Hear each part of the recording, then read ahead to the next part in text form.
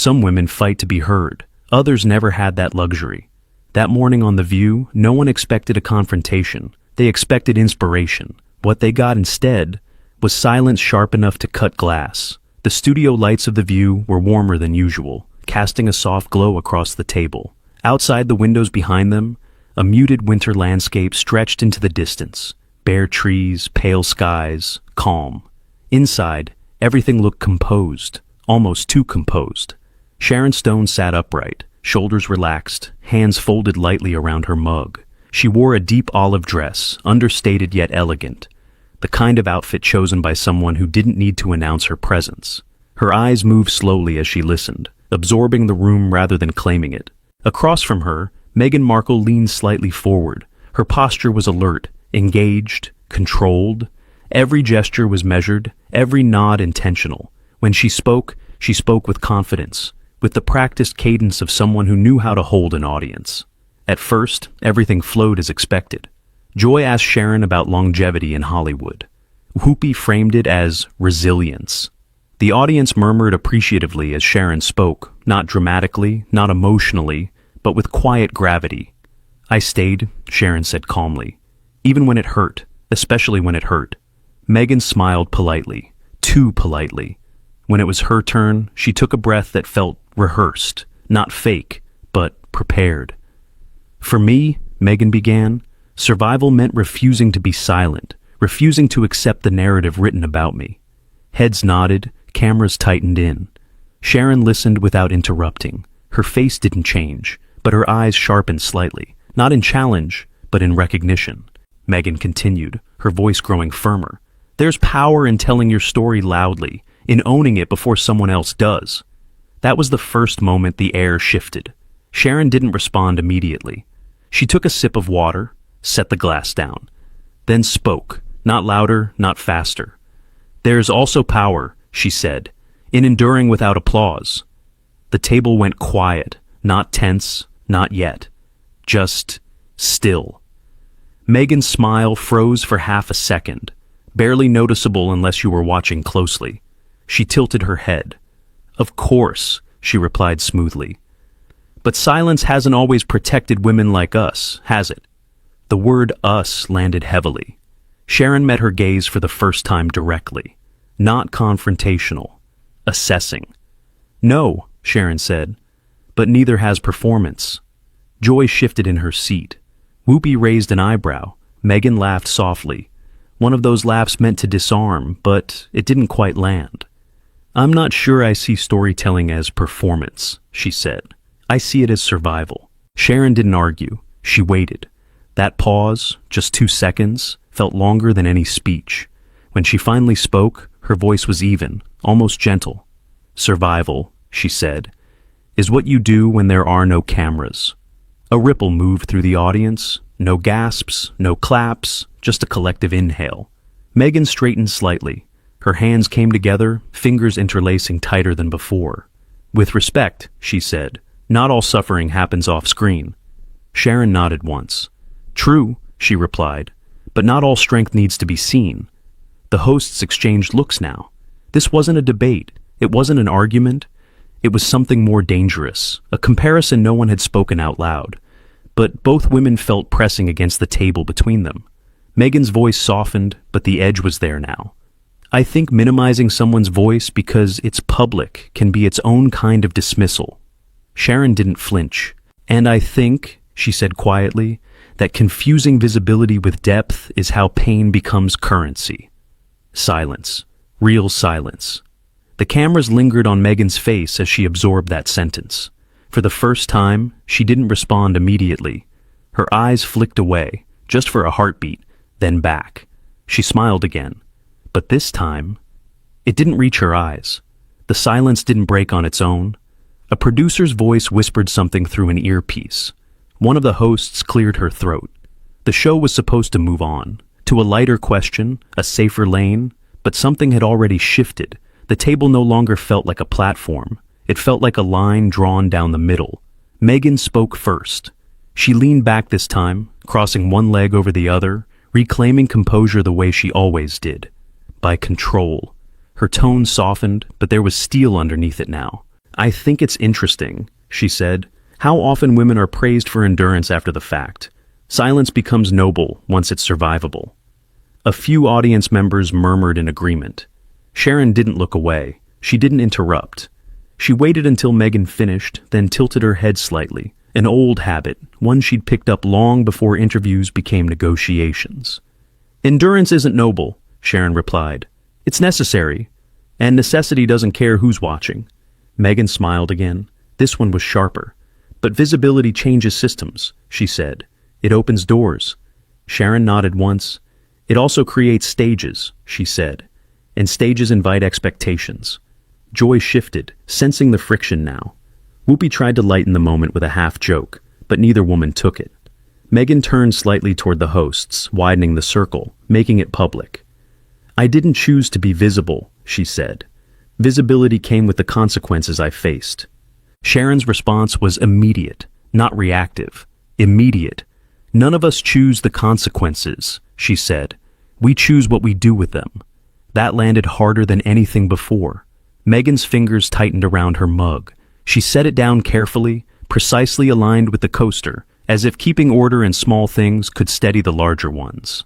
I spoke because staying quiet nearly broke me, Meghan said, her voice firmer now, and I won't apologize for that. No one had asked her to. Sharon's expression softened, but only slightly. Her voice dropped, not in volume, but in temperature. I'm not asking for an apology, she said. I'm asking for honesty. The word hung there. Honesty. Meghan blinked once. Just once. About what? She asked. Sharon didn't raise her voice. She didn't gesture. She didn't perform. About the difference, she said, between telling your story and reshaping it. The audience inhaled. A camera operator adjusted focus. Somewhere off screen, a producer mouthed, "Wrap it up." Meghan laughed, short, incredulous. Are you suggesting I fabricated my experiences? Sharon held her gaze. I'm suggesting, she said slowly, that memory is powerful, and power edits. The temperature in the studio dropped. Meghan straightened fully now, shoulders back, chin lifted. This wasn't conversation anymore. This was defense. I lived it, she said. I don't need permission to speak it. Sharon nodded again. No, she agreed, but when your story becomes a brand, it stops being just yours. That was it. The hosts froze. Joy opened her mouth, then closed it. Whoopi leaned back, arms crossed. Meghan's voice sharpened. That's unfair, she said.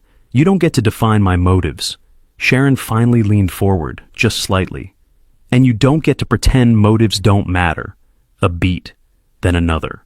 Meghan exhaled through her nose, the composure cracking at the edges. I find it interesting, she said, that women who endured quietly are often celebrated, while women who speak are questioned. Sharon didn't hesitate. I question everyone who profits from pain, she said, including myself. That stopped Meghan cold. For the first time, she didn't have a response ready. The audience shifted, sensing it too, that rare moment when the rhythm breaks, when the practiced cadence falters. Meghan glanced toward the hosts, then back to Sharon. This is becoming personal, she said. Sharon's voice was calm, almost kind. It always was. Another producer's voice crackled in an earpiece. A hand motioned commercial. The hosts tried to steer, but Meghan shook her head. No, she said.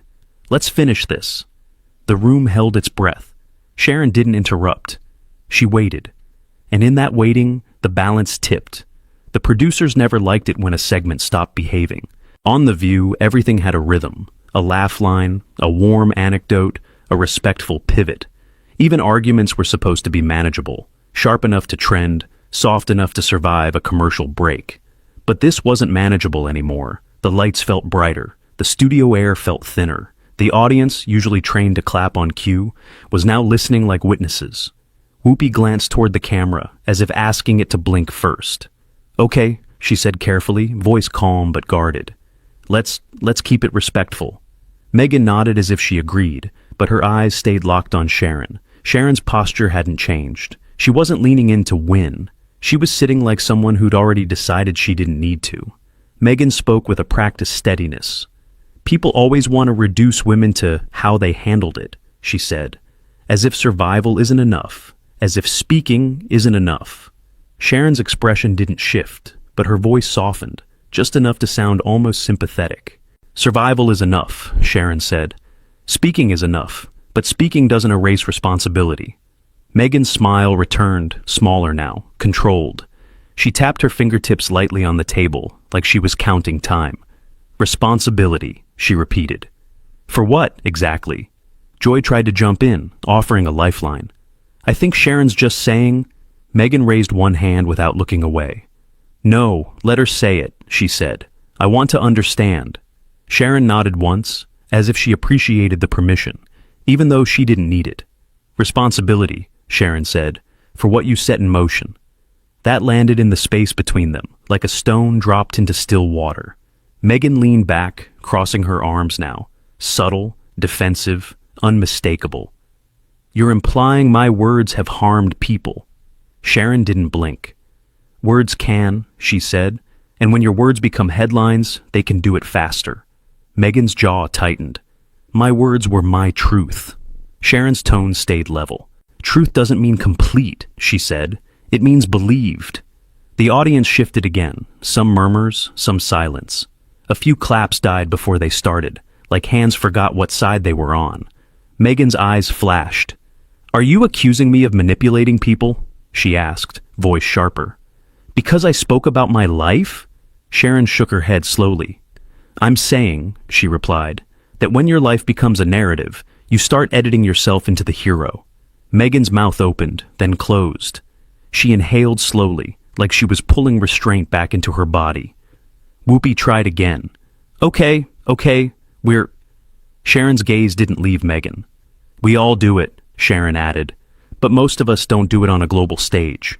Meghan laughed. This time, it sounded like disbelief, not amusement. Interesting, she said. So, you're the authority on global stages now? Sharon didn't take the bait. I'm the authority, she said, on what happens when the applause fades. That line didn't sound like an insult. It sounded like a warning. Meghan's fingers tightened around her mug again. She didn't lift it. She just held it, as if the weight grounded her. I didn't come here to be interrogated, she said, voice cool but trembling at the edges. Sharon's response was quiet. Then you shouldn't have come to a table built on questions. Meghan's eyes narrowed. Questions are one thing, she said. Judgment is another. Sharon nodded, still calm. Judgment comes when answers don't match the framing, she said. Meghan's composure cracked, just a hairline fracture. It showed in the way she blinked too quickly, the way her breath clipped at the end.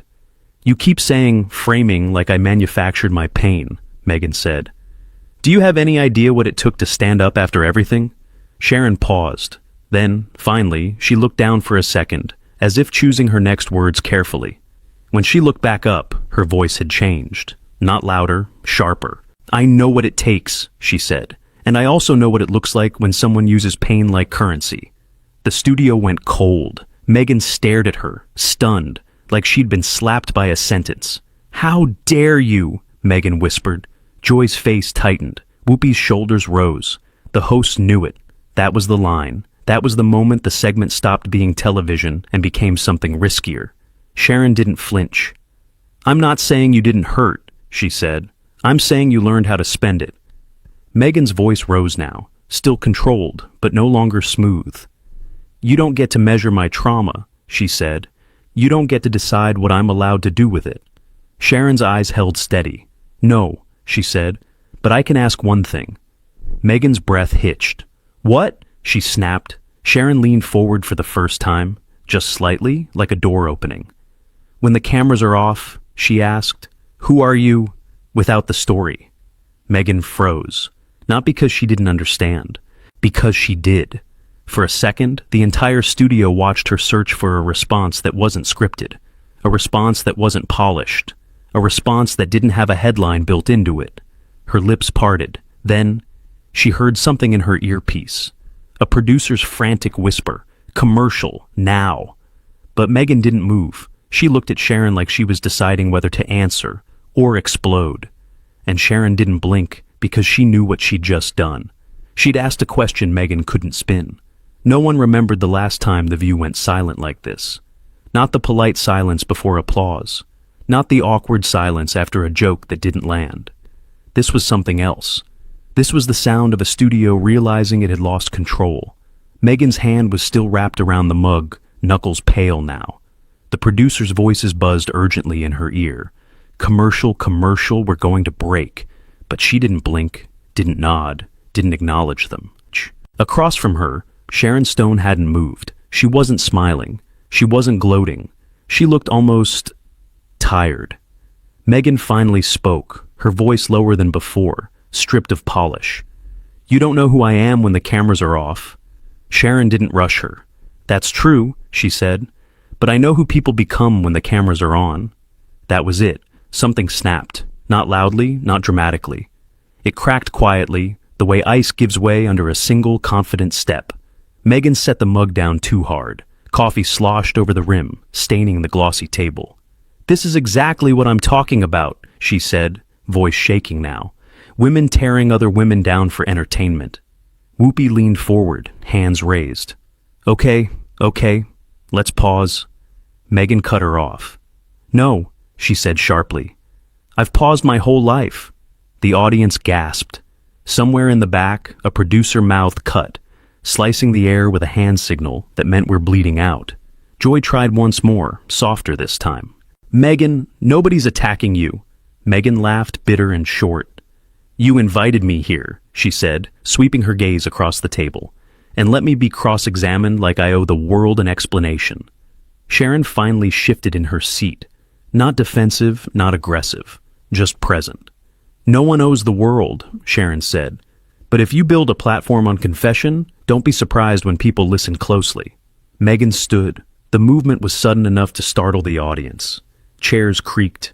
A cameraman hesitated, unsure whether to stay wide or follow her. "I won't sit here," Meghan said, voice rising, "and be told my life is a performance." Sharon remained seated. "Then don't perform it," she replied. That line hit harder than anything else that day. Meghan stared at her, eyes glassy now, not crying, not calm. Something in between, something unguarded. "You think this is easy?" Meghan asked. "You think living under scrutiny doesn't change you?" Sharon's answer was quiet. "I think it does," she said. "And I think some people learn to live without it, and some learn to live from it." The studio felt like it might tip over. Whoopi stood now too, desperate to regain the room. "All right, we're going to take a break." But Meghan was already stepping away from the table. "No," she said. "I'm done." She turned toward the audience, toward the cameras, toward millions of unseen faces. "This is exactly why people stop telling the truth," she said, "because the moment you do, someone decides they know you better than you know yourself." Sharon watched her, not with anger, not with triumph, with something closer to resignation. "Or," Sharon said softly, "because the truth doesn't always like the mirror." Meghan froze for half a second. Then she walked. The microphone pack tugged at her blazer as a producer rushed forward, whispering urgently. The camera followed her instinctively. Too instinctively, catching the moment she reached the edge of the set. She stopped there, turned back, her voice trembled, but she didn't hide it. "You want to know who I am without the story?" she said. "You'll never know, because you don't deserve access to it." And with that, she stepped off the stage. The studio doors closed behind her with a dull, final thud. Silence. Real silence. The kind that doesn't ask to be filled. Whoopi exhaled slowly, rubbing her temples. Joy stared at the table. Sunny looked straight ahead, lips pressed together. And Sharon Stone, still seated, still calm, looked toward the empty chair Meghan had left behind. "I hope she finds peace," Sharon said quietly. "Off camera." The director finally found his voice.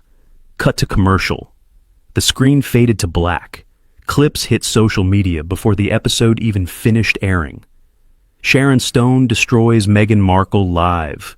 Meghan Markle walks off The View. That question no one expected. Comment sections exploded. Some defended Meghan fiercely. Some praised Sharon's composure. Most just replayed the moment over and over. The pause, the stare, the question that stopped everything. And somewhere, in a quiet car leaving the studio, Meghan stared out the window, replaying a single sentence she couldn't outrun. "Who are you?" without the story. If this moment shocked you, don't forget to like, subscribe, and turn on notifications, because the stories that make people walk away are usually the ones worth watching all the way through.